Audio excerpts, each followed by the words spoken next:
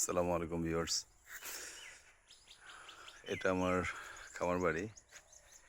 তো আপনারা যারা কৃষিতে আগ্রহী তারা ওই খামারে কলার গাছ লাগাইতে পারেন।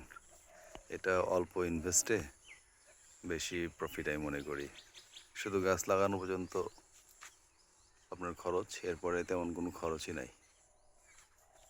আমি আমার খামারে বেশ কিছু প্রায় 100 মতো গাছ লাগাইছিলাম, তেমন কোনো মেনটেনেন্স করিনি। তাতেই প্রতিটা কলা গাছেই কলা আসছে। এটা হচ্ছে আমাদের এদিকে সবরি কলা বলে। দেখেন প্রতিটা গাছে কলা, আমি আপনাকে দেখাচ্ছি।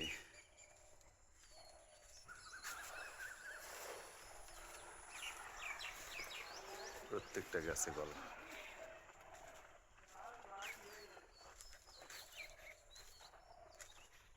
তো অল্প ইনভেস্টে প্রফিটের জন্য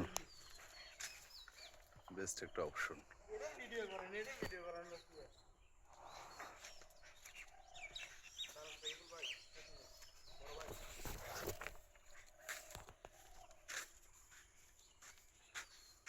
এই যে আমার খামারে মাছ ধরতেছে আজকে সকালে।